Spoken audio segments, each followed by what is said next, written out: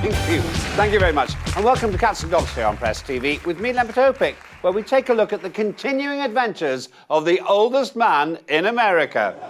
By tradition, US presidents do their best to be friendly before elections. They smile, they tell stories, and they hug people. In fact, some of them hug people a little bit too much. Isn't that right, Joe? But that's a story for another time. Anyway, for a few glorious weeks, presidents seem so compassionate, so kind, and they vow to free the world. And all they want from Americans in return is their vote. Jolly Joe Biden also put freedom center stage. But whose freedom? Watch this. Don't worry, we're going to free Iran. They're going to free themselves pretty soon.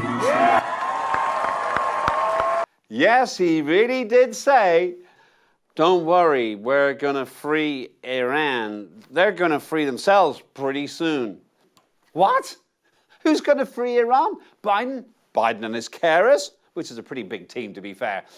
After that, he said, we're going to free Iran. He said, they're going. All right, who's they? Biden and his imaginary friends, which is an even bigger team than his care workers, to be fair, a kind of ghost army. And did you hear the roar of that crowd? It's almost like Biden promised to do something useful, like taking control of sky-high inflation or taking his pills. And then he was talking about the burn pits in Iraq and Afghanistan that caused brain injuries in American soldiers. It's also mixed up, brain injuries and freeing Iran. Take a look at that video again. A lot of our soldiers, more people are coming back from Iraq, Afghanistan, with serious brain injuries and tumors than any other war in American history. Other than the Civil War, more amputees are coming back than in any wars in American history. And those burn pits, don't worry, we're going to free Iran. They're going to free themselves pretty soon. The Democrats definitely suffered in the election thanks to Biden's creative storytelling. It's like, to save the Democrats in the election, Biden was proposing more war. And as usual, John Kirby, the massively overworked communications coordinator at the National Security Council, rushed in to redefine Biden's random ramblings with something like, Biden was voicing support for the protest movement and not signaling a new approach. Or, he was expressing, again, our solidarity with them. Or, again, please don't take him seriously. Or even, don't ask Kamala Harris, she's even worse than him, and she doesn't even have an excuse. These election results suggest that each time Biden speaks, Democrats drift away. Hey, Biden's back in the war mode again. If I want us to lose another war, I'll vote for the people who really know how to lose, the Republicans. Remember, back in 2016, when Biden was US Vice President, he also planned to free Iran. A new video just into CNN. It's from the Iranian news agency, and it shows our American sailors being turned over to American authorities. These are the 10 Navy sailors whose boat drifted into Iranian waters, supposedly illegal waters. The Iranians took them into custody and held them overnight for nearly a day. You can see the sailors sitting there, and you can see the Iranians, I would suppose, looking at these Americans' passports. One note about the video you're seeing there, and again, as you say, sourced to Iranian TV, that appears to be the moment of capture when those sailors were there on their knees, as you see in the video, with their hands up or their hands behind their head. Really not a pretty picture to see. How many wars does this guy want to lose?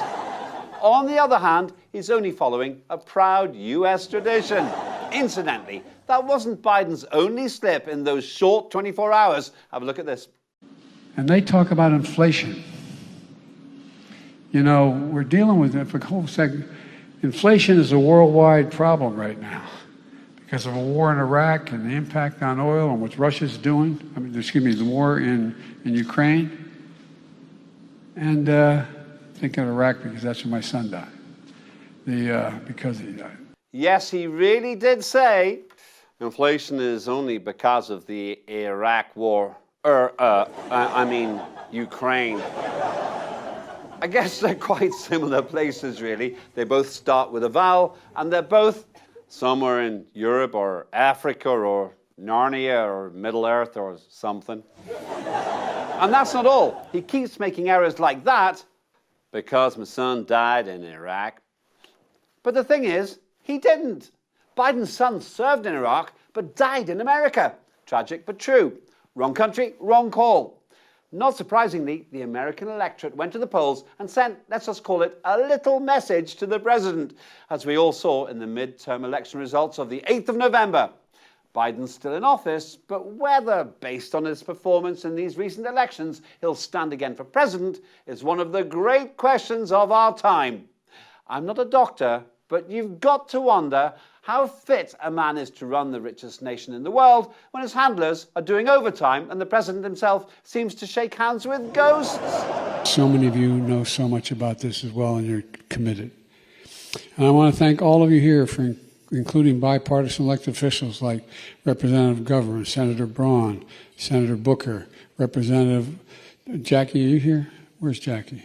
I didn't think she was going to be here. Event today, the president appeared to look around the room for an audience member, a member of Congress who passed away last month. He seemed to indicate she might be in the room. In yet another gaffe-filled speech, Biden said he talked with the inventor of insulin. Although no one knows exactly how old Biden really is, officially speaking, the inventors of insulin, Sir Frederick Banting and Professor John McLeod, died before Biden was even born. How many of you know somebody with diabetes who needs insulin? Of course. It was invented by a man who did not patent it because he wanted it available for everyone. I spoke to him. Oh, and on the subject of war, we've now learned Biden shouted at the Ukrainian president during a tricky phone call. The angry exchange happened in June when Biden called Zelensky to tell him he'd secured $1 billion extra in defense and humanitarian funding for the country. Biden thought Zelensky didn't express enough gratitude and began listing more things his country needed. Biden then raised his voice, possibly with a loudspeaker so that the Ukrainian president could really hear him properly, saying America was already being very generous. Now remember, Biden can recall the days he could buy a whole country for $1. Want to know how Ukraine is spending the $19 billion they've already got from Washington? Watch what happens when this Ukrainian drone drops a bomb on a Russian soldier.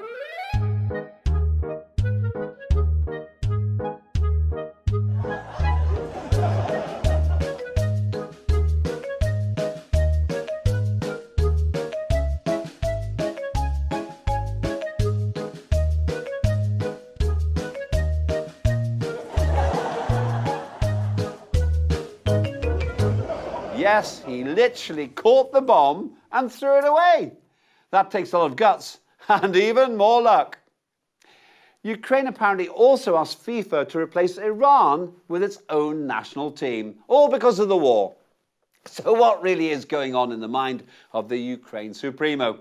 Let's find out in yet another Cats and Dogs exclusive interview. Ladies and gentlemen, please welcome to the phone the Ukrainian President, Volodymyr Zelensky. Mr. President, thanks for giving us this interview here on Cats and Dogs.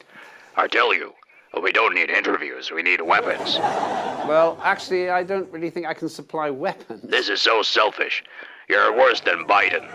No, Cats and Dogs is a TV show, not a country. That's what they all say. Well, I'm actually not sure that's true. If we lose, it'll be all your fault. Whatever. What would you say to those who suggest that you're acting a bit like a spoilt child? I'd say I hate you, I hate you, I hate you. But since the beginning of the war, you've been asking for everything from joining NATO, as you say, through to taking part in the Football World Cup. So what? Well, for one thing, you seem to be mixing sports with politics. So what?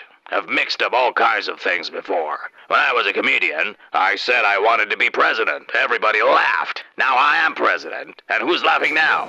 You're a big supporter of the Israeli regime. Doesn't it bother you to talk about human rights violations in that context?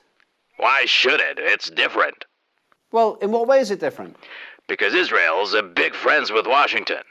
And why does that make the situation different? I don't know, but Biden said so. If FIFA allowed you to be in the World Cup, would that be an end to your demands? No, I'd also want to have the right people. Messi, Ronaldo, Neymar, and Mbappe. Oh, and Guardiola as the manager. And would you then win the trophy? So we wouldn't need to. Why wouldn't you need to? because everyone should let us win. It's only fair. Anything else you'd like to add before we finish? Yes, I also want money. This is my bank account number, please. Okay, we'll leave it there. President Zelensky, thank you very much. The account number is 6532. President Zelensky there. Other crowdfunding campaigns are available. Now, one thought about the World Cup. Imagine if the Ukrainian players play just like the drone we saw.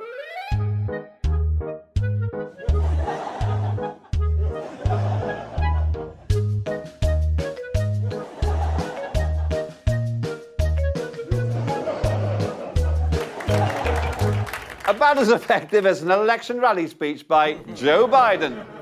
That's all for this week. Join me again next time to see if Zelensky's still moaning at America, if Ukraine has scored any more own goals over the World Cup, and if Biden has actually worked out what happened in the midterm elections. That's all on Press TV with me, Len Topic.